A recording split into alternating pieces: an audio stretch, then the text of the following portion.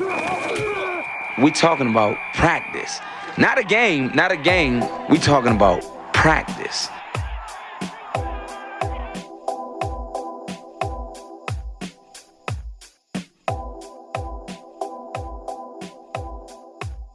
Welcome, everyone, to another After Practice podcast with myself, Lake Lewis. It's been a while. I know it's been a couple weeks, and a lot of you have been reaching out to me, asking me, where am I? Am I okay? I'm perfectly fine, folks. I just needed to recharge just a little bit after a long season and, an off season that's a little different. There's no NFL combine. Right now the draft is coming up shortly, and a lot of fans are excited about that. But today, it's all about free agency, and the Washington football team made a move yesterday to brought in Ryan Fitzpatrick as their new quarterback, and it's getting mixed reviews. I know a lot of people don't necessarily understand why you would go out and get a 38-year-old quarterback when you just released a soon-to-be 38-year-old quarterback in Alex Smith. It's a big difference, though.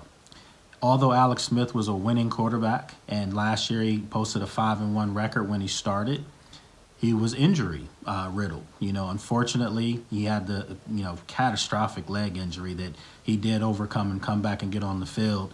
But you could see that he still wasn't the same player. And there was no guarantees that Alex Smith was going to make it through a 16-game season in 2021. And I think that that's one of the reasons why they let him go. Also, they save $15 million on their cap.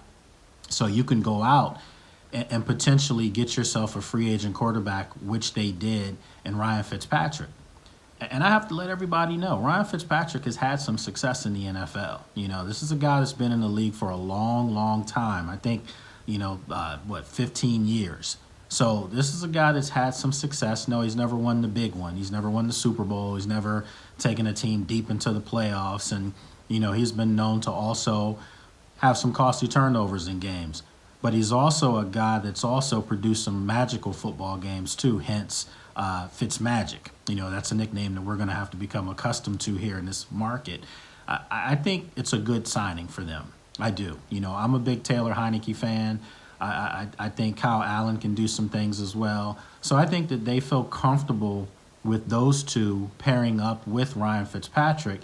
And let's not forget Steven Montez. He's a guy that they drafted last year, was on the practice squad, and ultimately they elevated him to the final roster, at the end of the season. And he was actually suited up and ready to go if he needed to go in the playoff loss to Tampa. So if you look at those four quarterbacks, I don't know if Washington is in the position right now to draft a quarterback, at least not with their 19th pick in the first round. For me, you have other holes that you're going to have to fill. You have other needs on this team. The big glaring need for me is they need another receiver to go opposite Terry McLaurin and Steven Sims in the slot. You need a guy on the outside that can take some pressure off of McLaurin, because we saw as the season progressed, there were teams that were double high on him. There were teams that were just strictly in cover two to take away anything that Terry McLaurin could do. He was getting double teamed. And you saw on the opposite side a guy like Cam Sims who, they tendered, and I'm happy to see that he'll get a chance to come back. You could see that they didn't have that ace, opposite Terry McLaurin. You could see it. I mean, Dontrell Inman did some good things as well, but you could just see that they didn't have that guy, and I think that that's a need that they're going to have to address, whether it be free agency. There's still some great free agent wide receivers that are out there. Not great, but good. I'm not sure if Kenny Golladay, from Detroit, he's a free agent. I'm not sure if you want to put him as a great wide receiver. He's a really good receiver that's ascending. Perhaps he can get to a great status, but how much do you want to pay for that guy? And I say this because I think Washington fans, not all of you guys, but a lot of you guys aren't necessarily seeing the bigger picture. The bigger picture is this. You have a young team that made the playoffs last year, albeit they were 7-9, wasn't the best division. NFC East last year wasn't the best, and it should be markedly improved this year, okay, in 2021. But the bigger picture for the Washington football team is this. You've got a guy named Chase Young, who was the Defensive Rookie of the Year, who ultimately is going to break the bank when it's his time for a payday. And if he has another super strong season, which I think most of us think he will, he's one of the best defensive players in the NFL. If he follows up his rookie campaign with a stellar second year, sophomore season, and let's just say it's even better than his rookie campaign, which more than likely it should be, you may have a situation where you have to tear up his contract, his rookie contract, and re-up the guy just to get him squared away. On the opposite side of that defensive line, and Montez Sweat, you're going to have to pay him ultimately as well. Fortunately for Washington, that young defensive line, there's still some contracts that still have to be played out. So you do have some time, even on Chase Young and Montez Sweat, you have time because they're still under rookie deals, but those days are coming. When you release Alex Smith and you saved $15 million, that was free agent money for me. 10 of that's gone. That went to, Fitzpatrick. You still have $5 million left to play with from Alex Smith. So perhaps you can go out, get yourself a corner. There's going to be some guys that are going to be released over the next couple of days from their teams that are pretty good corners. Adoree Jackson is a guy that I think may be getting released today, with the Titans. So he's a guy that was a former first-round draft pick out of USC. The guy has tremendous speed. He's given up some big plays over his career, but he's also made some plays. So he's definitely a talent. You saw what they did last year with Ronald Darby, who had his struggles in Philadelphia, had his time in Buffalo before that. Still was a young player that had talent, just needed to be, maybe a change of scenery, coached up differently. And you saw what he did last year. He parlayed that into a big-time deal with the Denver Broncos, so he's no longer with the Washington football team. So there's a lot of things that I think people have to keep in mind with this team. You can't just go out and do what they used to do in the old days, fire up Dan Snyder's plane or jet or whatever you want to call it, helicopter, whatever it was, and go scoop up free agents and bring them in here and have these big splashy signings. Those days are gone. And, I know some people are saying, well, they haven't been doing that over recent memory. No, they haven't. They really haven't. But at the end of the day, it's still a tag that's placed on this team.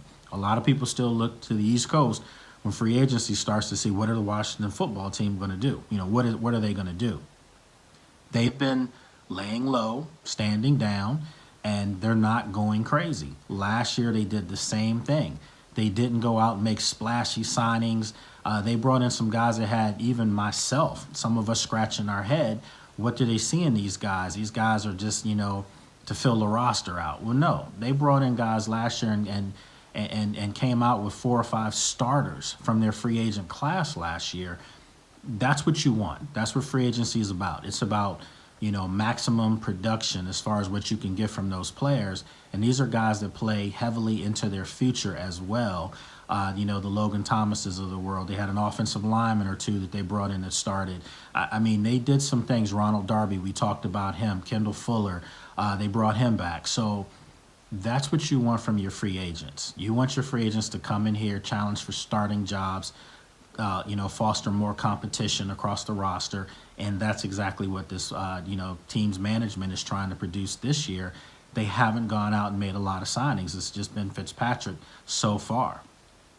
The draft is coming up. This is a deep draft. This is one of the best drafts that I think I've graded in a long, long time, especially at the wide receiver position, which hence obviously is a position of need for the Washington football team. I think that you can get yourself a star at wide receiver late in the first round, in the second round, maybe well into the third round.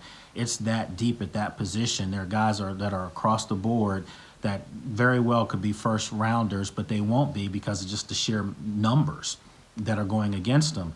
So you can get yourself something solid in the second or third round if you're the Washington football team. How do you feel about Ryan Fitzpatrick? Are you happy about the signing? Are you not? Let me know. As always, you can follow me on social media, on Twitter at Lake Lewis, on Facebook and Instagram at Lake Lewis Jr. And then, of course, you can check out, the work over at sportsjourney.com.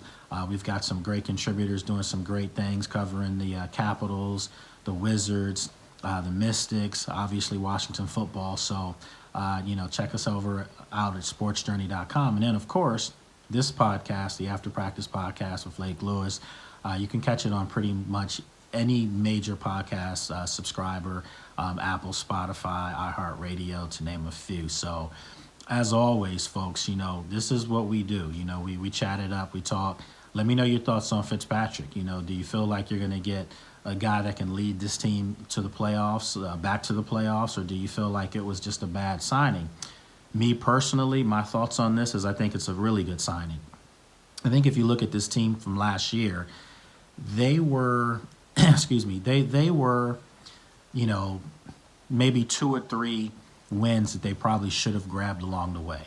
That would have put them at 9-7, 10-6, with adequate, solid quarterback play, no injuries at that position as well. Naturally, Alex Smith played as well as he possibly could under the circumstances, had a 5-1 record, so he kind of did his part.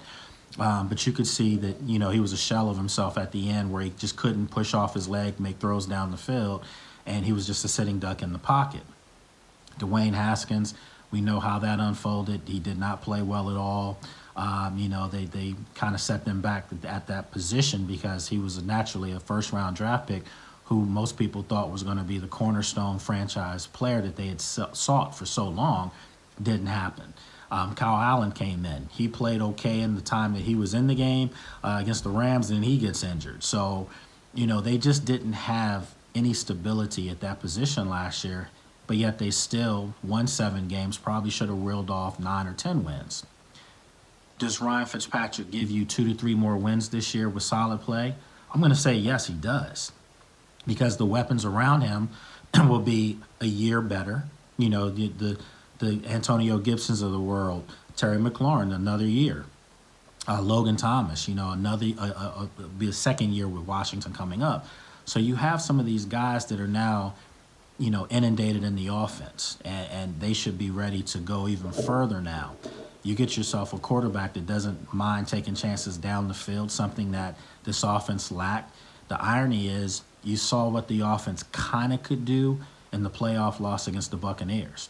That's where you saw, Taylor Heineke come in, and he was taking shots down the field. The offense just looked like it opened up overnight. I understand some of you out there say, Buccaneers didn't have 2 of their best defensive players. They didn't have, David, the linebacker, and they didn't have, I think, Ndamukong Suh. And then on top of that, they didn't have a chance to get a game plan or any footage or film on Taylor Heineke. Yeah, we get all that. They still won the Super Bowl, Tampa did. But with all that said, the offense was a little bit more fluid. You saw deep routes, you saw out routes. The run game, started to move a little bit on Tampa, which you can't run the football on. Taylor Heineke made big plays with his legs. No one will ever forget, his 19-yard touchdown run, where he dove into the end zone. That was an incredible play. So you see what could have been. So now you bring in a quarterback that's got great NFL experience, probably seen every defense you can throw at him, and we'll see what happens. To me, I think this takes Washington off the market to draft a quarterback, at least not in the first several rounds, because now you can fill some of those other needs that you have. Perhaps they still have an interest in a guy like a Sam Darnold. I know there was great interest in trying to trade for him originally, but I think maybe the asking price from the Jets may just be a little bit too much. It would shock me to see them make a move for him, though, even if they hear something that they like, meaning Washington football team management sees something that they like, and there's possible to bring in a Sam Darnold. Do you still do that now? I'm not sure. So this is going to be interesting. This is what the second, third day of free agency. They stayed pretty quiet over the last 2 days. They did address the quarterback position. We'll see what they do going forward. There could be something going on while I'm doing this right now, but we'll talk about that on tomorrow's episode of After Practice with myself, Lake Lewis. So as always, folks, a quick one to let you know I'm okay. I'm still here. We'll be back tomorrow. I'll bring on a couple guests with me as well. I'm going to try to get some of the Sports Journey crew on here with me. Karita Parks to talk about, the Wizards and what are their chances to make a playoff run to get in the playoffs. They had a tough loss last night against Milwaukee. And then also reach out to Bob Matthews and see what he's thinking with the Washington Capitals, who have a big showdown tonight against the New York Islanders for first place. So we'll see what he thinks about the Capitals and their long-term forecast as well. Also reach out to a good friend of ours here at Sports Journey who does some great stuff with us, DJ Bland, down in Georgia now. He moved from Florida. He's in Georgia, and he just covered the NHRA Nationals over the weekend, so we'll get his thoughts on that. So, as always, folks, we're back. I appreciate you. Have a good one.